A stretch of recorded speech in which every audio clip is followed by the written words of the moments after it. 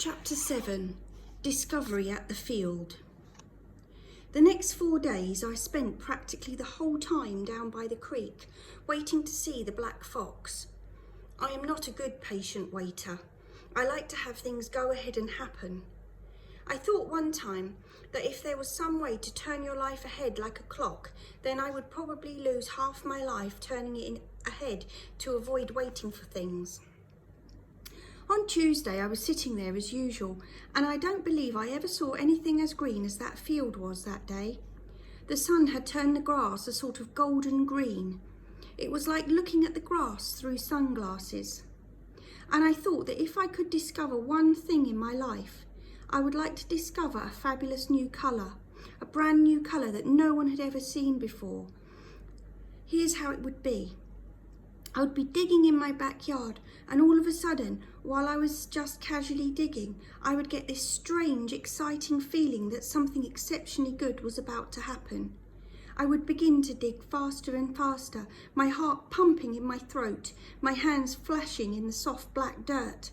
And suddenly, I would stop and put my hands up to my eyes, because there, in the black earth, would be a ball, a perfectly round mass of this brand new colour. I would not be able to take it in for a moment, because I wouldn't ever have seen anything but blue and green and everything. But gradually my eyes would adjust and I would see. I would be the first person in all the world to see this new colour. I would go into the house and say to my parents, "I've discovered a new colour." And my parents would not be particularly interested, because there is no such thing as a new colour, and they would be expecting me to bring out a piece of paper on which I had mixed a lot of different watercolours and made just an odd colour. And then slowly I would take my hand from my pocket and hold up the smooth round ball of new colour.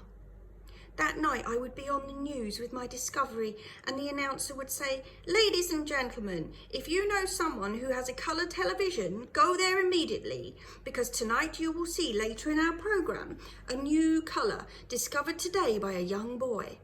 And by the time I came on the television, every person in the world would be sitting in front of his set. The announcer would say, "Now, young man, would you tell the world how you came to discover this new colour?" I was outside digging in the dirt. Where was this dirt? Just in my backyard, and I got a strange feeling. What was this strange feeling like? It was the feeling that I was about to make a new important discovery. I see, go on. And I dug deeper and deeper, and then I looked down into the earth and I saw this. And I would bring forth the new colour, and all around the world a silence would occur, the only silence that had ever fallen upon the whole world at one time. Eskimos would pause with pieces of dried fish halfway to their mouths. Russians who had run in from the cold would stop beating the snow from their arms. Fishermen would leave their nets unattended, and then, together, all at once, everyone in the world would say, "Ah!"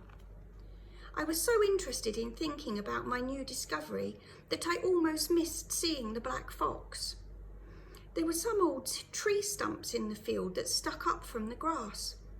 Several times I thought one of these stumps had moved and that the black fox had come at last. I had kept quite still and waited until the stump became again a tree stump.